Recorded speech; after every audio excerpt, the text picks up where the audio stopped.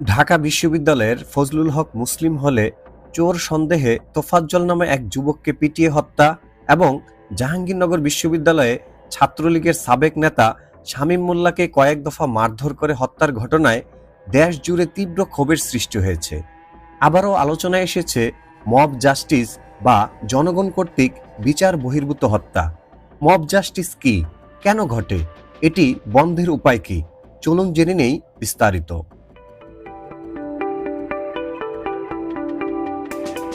Mob অর্থ উত্তেজিত জনতা বা উশৃঙ্খল জনতা। জাস্টিস অর্থ বিচার বা ন্যায় বিচার। মব জাস্টিস অর্থ উত্তেজিত জনতা বা উশৃঙ্খল জনতার বিচার। মব জাস্টিস বলতে সাধারণভাবে বোঝায় জনতা আইন বা আইনি প্রক্রিয়ার বাইরে গিয়ে কোনো বিচার নিজ হাতে যখন তুলে নেন।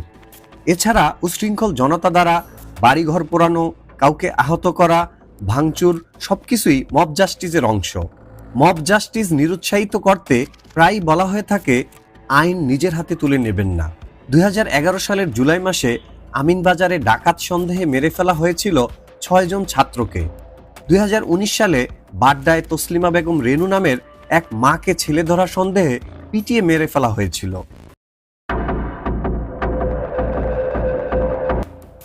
মব জাস্টিসের বিভিন্ন কারণ রয়েছে, যার মধ্যে অন্যতম হলো আইন প্রয়োগের দুর্বলতা। যখন আইন প্রয়োগকারী সংস্থাগুলো অপরাধীদের বিরুদ্ধে দ্রুত ও কার্যকর ব্যবস্থা নিতে ব্যর্থ হয়, তখন মানুষ নিজের হাতে বিচার তুলে নিতে পারে। যখন বিচার বিভাগ দুর্বল হয় এবং অপরাধীদের শাস্তি দেওয়ার ক্ষেত্রে দেরি হয়, তখন মানুষ অধৈর্য হয়ে পড়ে।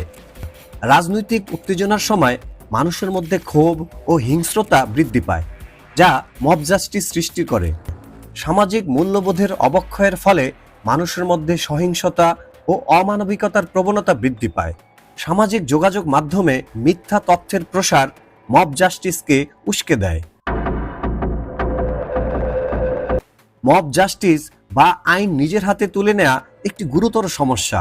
এর ফলে আইন শৃঙ্খলা ব্যবস্থা ভেঙে পড়ে, সমাজে দেখা দেয় অস্থিরতা। অনেক সময় নিরপরাধ লোকেরাও মব জাস্টিসের শিকার হয়, দেশের ইমেজ ক্ষতিগ্রস্ত হয় এবং পর্যটন শিল্পে নেতিবাচক প্রভাব ফেলে।